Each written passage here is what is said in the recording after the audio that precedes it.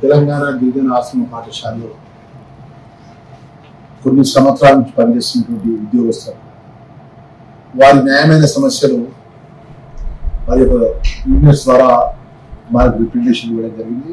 పెద్దలు మాజీ ఎమ్మెల్యే గారు రంగారెడ్డి గారు కానీ అదేవిధంగా వివిధ జిల్లాలకు సంబంధించిన ఉద్యోగస్తుల తరఫున ఉన్నటువంటి నాయకులు గారు కానీ సోదరి మనులకు మన సర్వేష్ రెడ్డి గారు మీ మంత్రిగా మేము రిక్వెస్ట్ చేసేది ఏంటంటే మీ న్యాయమైన సమస్యలు ట్రైబల్ వెల్ఫేర్ మినిస్టర్గా ఆ శాఖ మంత్రిగా ఏదైతే 64 జీవో ద్వారా కొంత శాలరీస్ తక్కువ పడ్డాయి ఇబ్బంది ఎదుర్కొంటున్న ఉద్యోగస్తులు కూడా మేము మాటిస్తున్నాం.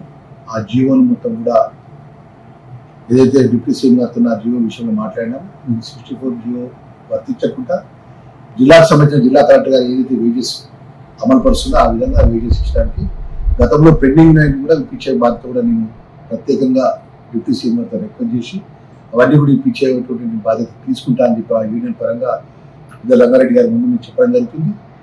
నేను రిక్వెస్ట్ చేసి ఏంటంటే మీ న్యాయమైన సమస్యలు మినిస్టర్గా 3 months అయిన బాధ్యత తీసుకోండి.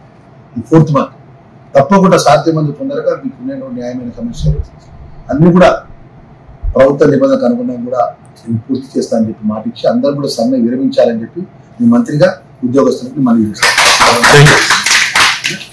అదేవిధంగా ఎవరు కూడా ఉద్యోగస్తుల పరంగా కూడా ఏదైతే న్యాయమైనటువంటి ఈ యొక్క ప్రపంచ భారతదేశంలోనే రాష్ట్రంగా అంబేద్కర్ రాజ్యాంగ నిర్మాత అంబేద్కర్ ఇచ్చిన హక్కు సమ్మె చేయడం కానీ నిరసన తెలియజేయడం దాంట్లో ఏం తప్పుపట్టేది ఏముండదు. ప్రభుత్వ పరంగా మంత్రిగా ఎవరు కూడా మా కింద ఉద్యోగస్తులు ఏ ఒక్క ఉద్యోగస్తులు ఇబ్బంది పెట్టాలనే విషయాన్ని కూడా మనం చేసుకుంటూ ప్రభుత్వ నిబంధన అనుగుణంగా కూడా మీ ఉద్యోగాలు మీ యొక్క ఏదైతే బాధ్యతను అధికారులు నిర్వర్తించాలి. పిల్లలు ఎక్కడిని కూడా ఏదైతే గత కొద్ది రోజులకి పిల్లలు మీరు సమ్మెలో ఉండడం వల్ల పిల్లలు కష్టపడతారు.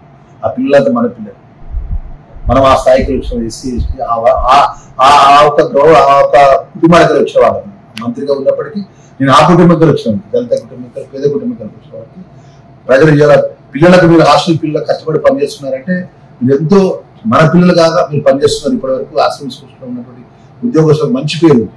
ఆ విధంగా మీకు ఉన్నటువంటి న్యాయమైన సమస్యల విషయంలో కూడా ప్రభుత్వ పరంగా మీ బాధ్యత తీసుకుంటారు. కానీ మీరు విధులు నిర్వర్తించాలని చెప్పి నేను మనవి చేసుకుంటూ మరొకసారి సమ్మెలో 40 రోజులకు ఉన్న ఉద్యోగస్తులందరూ కూడా సమ్మె విరమించాలని చెప్పి మంత్రిగా అందరికీ కూడా మనస్ఫూర్తిగా నమస్కరించి మనవి చేస్తున్నాం.